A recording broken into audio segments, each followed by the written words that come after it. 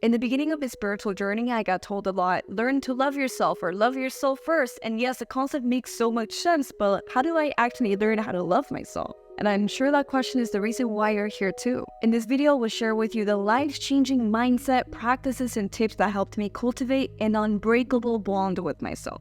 You're probably in a time of your life where something probably feels empty or missing. And usually when this happens, we tend to look for this missing piece outside of us through the form of attachment to people, to substances, to situations. We will cling on to things outside of us even if it's toxic, because letting it go means we have to face the reality of the void inside of us. Well, let me tell you a secret. That emptiness cannot be filled by anything else outside of you. It can only be filled by yourself. So if you keep looking outside for saving, you will only make this void bigger. This void can only be filled by self-love, and self-love is the first thing you need to cultivate in life before you try to cultivate anything else. Because you cannot fill others' cups without filling your own first. Life just starts making sense and life starts falling into place once you have self-love, because once you have self-love, you can love life. Otherwise, you're not going to be able to have that love for life without that love in you first. Cultivating self-love is key to living a life that you actually desire, because once you have self-love, you start to attract the things that are meant for you. And the first thing you must do is cultivate the right mindset. You must understand that nobody is going to save you because they're too busy saving themselves. That's the truth. And that pain that you feel is something that you must learn how to take care of for yourself, because nobody else will do it for you. This may sound a little bit depressing to you, but once you actually take advantage of this becomes the most liberating thing ever, because it means your reality is completely under your control. You must become your best friend, your therapist, the person that you date, everything that you crave from the outside, embody that. So having that mindset of being that support figure, that person for yourself, and being that safety net that no matter what happens, you always got it, that is the key to self-love. The easiest way to do this is to imagine that you get split in two, and one of you is your current self and the other one is your child self. How would you treat this child? What would you do with this child? Would you let your child be in toxic situations that you put yourself in? And you can also imagine, instead of your inner child, your higher self taking care of your human self, if that's something that you're more comfortable with. Actively work on becoming your own best friend, even if in the beginning it feels really uncomfortable. I remember when I would start feeling bad before, I would turn to alcohol or substances. But when I started my self-love journey, instead of doing that, I would fight that feeling and become that comfort figure for myself. Instead of calling other people and expecting them to fix me and make me feel better, I would validate my own emotions and be there with myself and make myself feel better through, making myself something. Actually being there for yourself, talk yourself into feeling better and validate your feelings, because it's okay to feel the way that you do. It's okay for your friends to be there for you, but you always want to be your number one support figure, because you can't just expect people to deal with your emotional baggage. You need to deal with that for yourself. You can't depend on people's emotional support to keep your shit together. You need to be okay with not having that emotional support, because sometimes people will not meet the expectations that you want. This might feel super uncomfortable at first, but the more that you do it, the more you cultivate a good relationship with yourself. And you can do this through journaling, through literally just talking out loud, through spending time with yourself, making yourself little things that would make somebody feel better. Whatever makes you feel the best is what you should just do in that moment for yourself. Imagine you had that person that you're dating making you feel good. What would you expect of them? Do that for yourself. But it's not just about emotional support. This also means to take yourself out on dates, hang out with yourself, go and do fun things with yourself. Spend quality time alone, meditating, journaling. Do the things that you would do with other people, but with yourself, and cultivate that best friend / caretaker relationship. Number 2, become the center of your universe. When we lack self-love, we tend to make other people the center of our universe. If they don't text us back, or if they don't make us feel worthy enough, our entire life falls apart. So we don't want to do that. We want to become the center of our own universe. We want to become the main character. And also, you're the only one that is actually living your life. You're the one who will come the closest to actually understanding yourself. Nobody will ever understand you the way you understand yourself, ever, because they're not living your life. You are the one living your life. This is why you can't do things for other people. This is why You can never just not do the things that you love because you're scared of what people will think. Life is never that serious, and people are too focused on their own lives to care as much as you think about yours. That's why you need to make yourself the center of the universe, because as you can see with a lot of people who are on their deathbeds, I'm not sure if you guys have watched like those interviews, etc. But the thing that people regret the most before they die is not doing things for themselves, doing things for other people. Because at the end of the day, in that deathbed, it's you alone. That's it. A way to do this that has helped me so much with my own self-love and actually enjoying my life is to literally romanticize it. Each and every single second of it. Listen, you can romanticize anything in life, even those lives that you think are boring, you can romanticize that. Because beauty at the end of the day is in the eye of the beholder. And you decide what is beautiful to you. Even if you're living in ruin, literally. You can romanticize you pouring your cup of coffee every single morning. You can romanticize going on a walk and hearing the beautiful sounds of birds, of overall, even if you live in the city, of hearing the sounds of the city, of people actually having a life, people just being people. Even just being outside and feeling the wind on your skin could be a beautiful experience if you just make it so. It's all in your mind. There's always something to romanticize is my point. Even the smallest things you can romanticize. Romanticizing your life is giving main character energy. That's really what you have to do, because you are the main character in your life. You're the one living this experience right now. It's your turn to live life.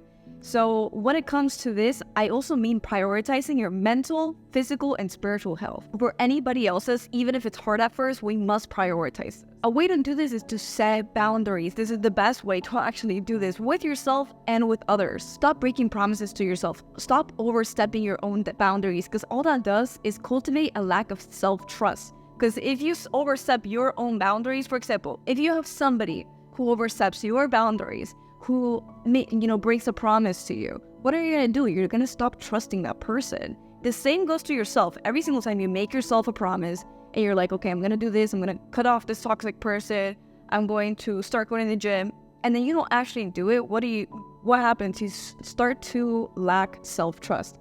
And what is self-trust? Self-trust is confidence. Confidence is rooted in self-trust, and that in return messes with your self-love. For example, this can mean you're not going to let anybody disrespect you. You're not going to let anybody mess with your peace of mind. This could also mean you're going to start going on a jog, going to the gym every single morning. Or this can be literally anything, right? Any boundary that you want to set with yourself, any promises that you want to keep. But the thing is that you're actually going to do it this time. I know it's going to be a little bit hard, but actually put in effort towards this, because you're putting efforts towards cultivating that self-trust again, cultivating that confidence, cultivating that self-love. You're going to love that, and that's going to, in return, make you feel so much better about yourself. You're going to watch your confidence take off once you respect these boundaries that you wrote down for a whole month. And then obviously it will become instinct to you. And when doing this, you want to mention the inner child relationship I mentioned earlier. Would you break promises to your inner child? Would you break promises to your human as your higher self? I don't think so. Number 3, love your dark side. Self-love becomes conditional when you only love your good side. If you want to truly cultivate real self-love, you need to love everything about you. Your dark side, your flaws, your insecurities, your shadow. What I want you to do is write a big list of all the things that you love about yourself. What you love about your body, what you love about your mentality, about your personality, what makes you unique, what do you actually like about yourself? And if you can't really figure out something, then you can ask your friends or your family members, and you can get some ideas. And then write down a list of all the things you don't like about yourself. Your flaws, your insecurities, the things, your actions, how you react to certain things, whatever. Everything that you don't like about yourself. And when you look at this list as a whole, I want you to recognize that each and every single person has a dark side. And when I say a dark side, I don't mean something negative. The dark side is really just a dark side because you put it in the dark because you don't want people to see it. You repress it. It becomes a shadow. We want to start looking at these flaws that you wrote down the way that a parent would look at their child's flaws. They will love it as a whole. They will love their child as a whole. We want to love these flaws fully from an outsider's perspective. Maybe if you don't want to do it as a parent-child thing, and do a higher self to human. God 100% does not care about any of your flaws. They love you the way that you are, good and bad. The way that I like to do it is that every single time I'm feeling insecure or I'm feeling overall bad in life, I like to look at this situation from a higher self perspective. And I like to see this whole situation or overall how I'm feeling, my insecurities, my flaws, etc. from God's point of view. and actually love them. I feel like that perspective really helps out because we tend to get lost in like being in this human experience. But when you look at it from your higher self's perspective, from God's perspective, you start to see the beauty even in darkness. And that is unconditional love. And if you also struggle with this, exercises like affirmations geared towards these flaws while you stare yourself at the mirror really helps too. Doing shadow work is also very essential in this entire self-love journey because we want to bring your shadow to light. And if you didn't know, your shadow is all the repressed parts that you actually repressed about yourself due to trauma. All of these flaws that you have and all of these insecurities, everything that you actually put on this dark list all stems from your shadow, from this repressed side, right? Shadow work really deserves a video of its own, but to be honest, the self-love journey really requires you to do shadow work, and that's really gonna help you love your dark side, so I'd highly recommend you to look into that. Number 4, learn to let go and detach. You need to learn how to be open to everything but attached to nothing. You can never get overly attached to certain outcomes, which we usually do, and that's okay, but this literally robs you from happiness because life will happen, and life is literally a roller coaster. It's a big wave, and if you don't ride the wave, you're gonna get drowned by the wave, basically. When you overly attach yourself to an outcome, whether it's in love, business, personal, whatever it is, you're putting so much pressure on yourself to make this outcome happen, which actually messes up the whole situation, right? Because pressure, when you're working under pressure, you're not gonna work the best that you should. And I love this analogy so much. Let's say you're throwing your phone in the air, you're standing down, and if you drop your phone, it's okay because you're dropping it from like such a small height, and you're very confident when you throw your phone, so you're gonna do it pretty well. Now let's say you go to a 10th floor balcony and you try to throw your phone, to your hands and catch it. You're most likely not going to catch it. Why? Because you're so under pressure. You know that if you drop your phone and you don't catch it, it's gonna break and you're gonna lose all your data, all your contacts. You're gonna have to pay for a whole other phone. And that pressure of like, oh, if I don't do this right, and because this is gonna happen, that pressure makes your hands sweaty, it makes you shake, it makes you not do the work correctly, right? You're not going to throw this phone as confidently as you would if you're just sitting down. So when you put yourself in a situation where like, oh, if this doesn't happen, I'm not sure what's gonna do. If this person doesn't love me or text me back, then I'm not gonna have anybody for the rest of my life. If this business doesn't work out, then I don't know what to do. If this business doesn't work out, then I'm gonna be broke. Do you see how getting overly attached to this outcome puts so much pressure on you that is so unnecessary? Not only that, but this pressure contributes to you not putting the effort that you should into this work. It literally messes with your productivity, with the way that you are even putting effort into it. Because if you're so attached to making it work with one person, it's going to show in the relationship. It's going to show like that desperation in the relationship, and it's not going to look very nice. Same with the business. If you're so overly attached to making a business work or making this amount of money per month, you're going to mess with the way that you do your work because of this pressure that you're putting into yourself now. You're not going to be doing the work relaxed with a clear mind. No, now you're so stressed. You need to make this happen. It's just messing with the quality, the energy that you put into things and relationships, into your life, into business, whatever it is.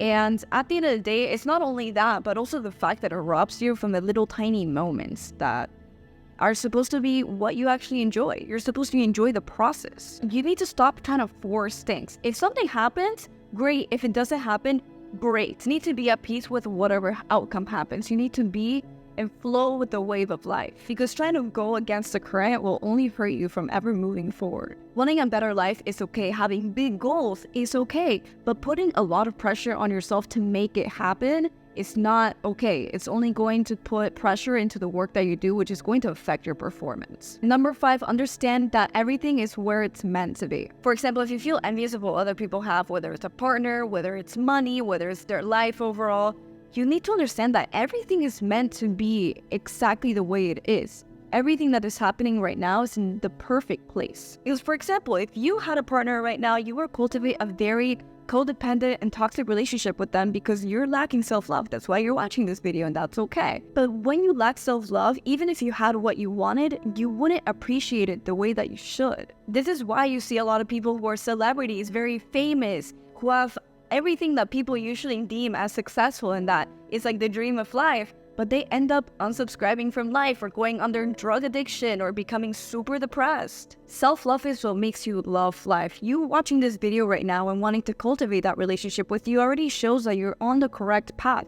And once you do cultivate that relationship, I want you to watch how your life literally falls into place. After watching this, you should know exactly what you need to do to cultivate that self-love that is absolutely impenetrable. Because nothing can stop you once you implement this knowledge into your life. My whole life up until I was 17, I was people-pleasing left and right. I was in toxic relationships, in toxic situations with friends. I would let people walk all over me. I was abusing substances and also doing a lot of harm to myself because of this pain that I was feeling. And I was expecting people to fix this pain for me, but with what I share with you today, I was able to genuinely cultivate a self-love relationship with all flaws included. Not only that, but I ended up cultivating an insane amount of discipline, which I did not have at all before. So that's another change you might also see. Discipline is the highest form of self-love. Discipline to cut off people when I need to cut them off and they overstep my boundaries. Discipline to get up in the morning and do the things that are actually going to nourish my mind, body, and spirit. Discipline to actually follow and pursue my dreams, to follow what I actually want to do out of my heart, right? Not to follow what other people tell me to do. That actually requires discipline. Discipline it comes in many different forms, not just, discipline to work out, etc. Discipline comes in so many different forms, and self-love really helped me discipline myself not only to work out and do all those different, be productive, etc., but to literally just have the discipline to do the required changes in my life to become my highest to me. It's really something I gladly do now. I don't have trouble being disciplined because I love myself and I actually want the best for me, and I'm not gonna let myself down again. Once again, when you love yourself, your life just starts falling into place because now you know your worth. Now you're actually doing the things that are meant for you, and your vibration along with your actions are actually attracting those dream outcomes to you. After watching this, let me know in the comments what's something that you're struggling with when it comes to self-love so I can give you some insight. And of course, if you found this video helpful, don't forget to like. I'm Ira Morphy, and if you want to tap into your highest spiritual potential, make sure to subscribe. I'll see you on the next video.